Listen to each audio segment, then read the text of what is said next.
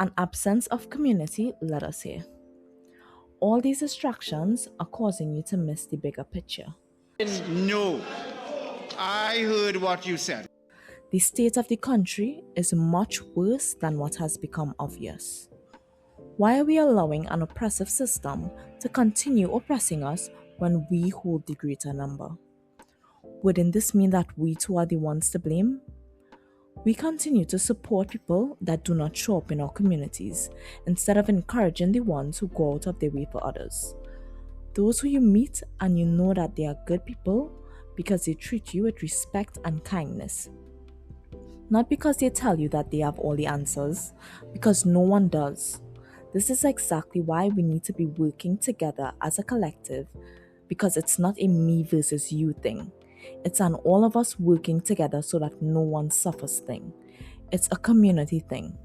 It's also a lack of accountability and a lack of willingness to do and actually be better. But the upside is we can always decide to be better people. People who do what is just and fair.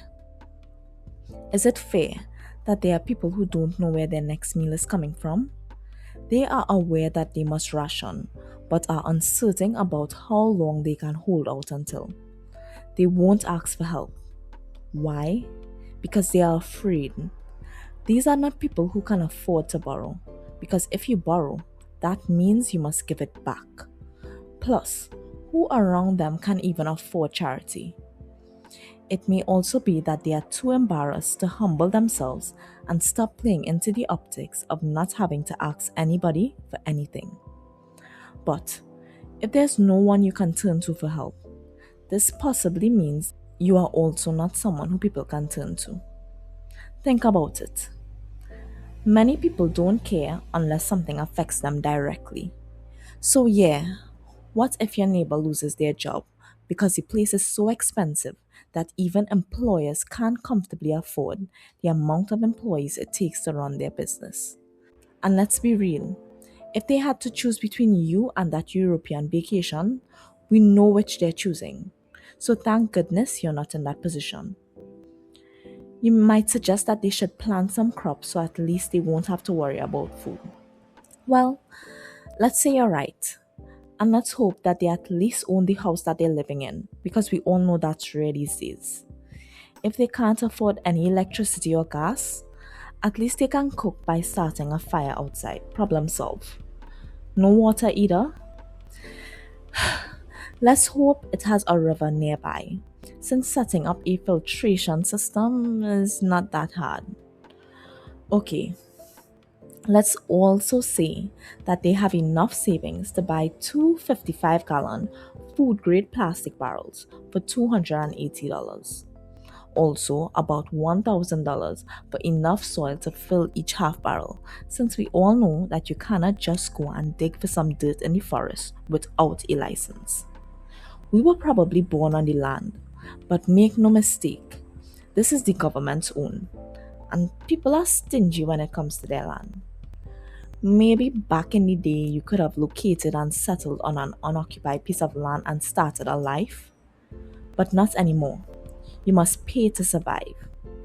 But hey, at least potatoes are inexpensive and can be harvested every 3 to 4 months.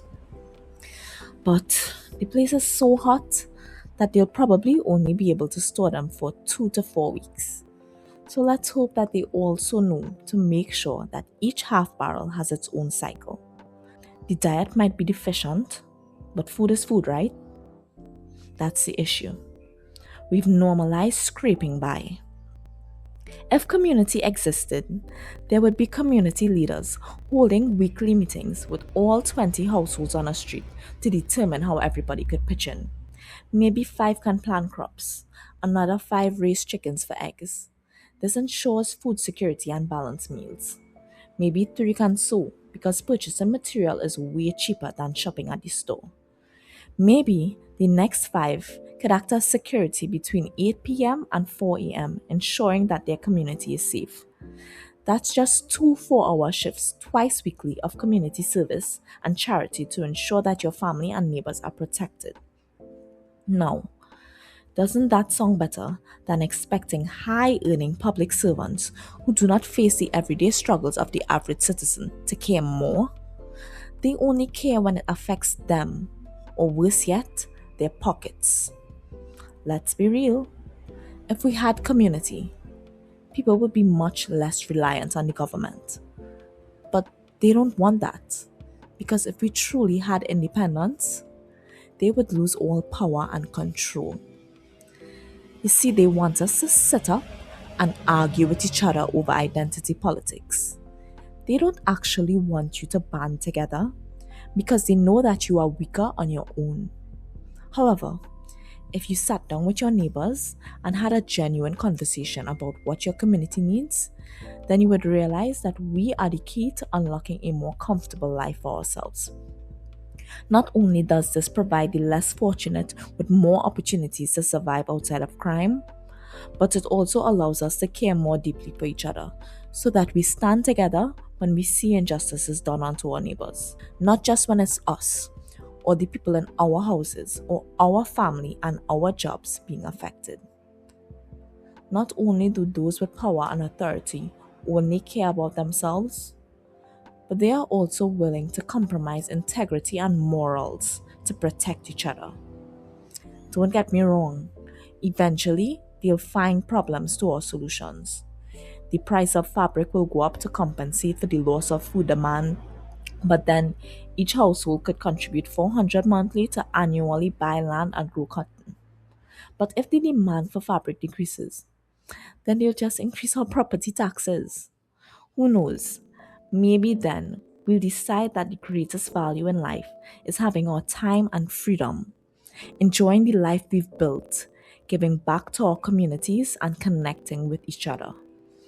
This way, we build strength so that when we look to our government with the expectation that they bridge the gaps that exist within our communities, we are clear on what is priority. We don't need them telling us that it makes more sense to allocate a large portion of public funds to ministries, investments, or elite events that only benefit 1% of the public. By banding together, we would have the ability to count on our community to fight back against an oppressive system. If not, when the time re election rolls around, who knows how the economy might be? But once we're able to feed ourselves and protect our community, finding any other solutions should be a breeze.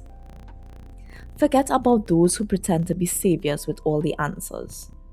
Remember who actually listened and led, and who, through their actions, not what they say, seem capable of executing the job. Forget about political alignment and look at each individual candidate. Is this person kind? Are they selfless?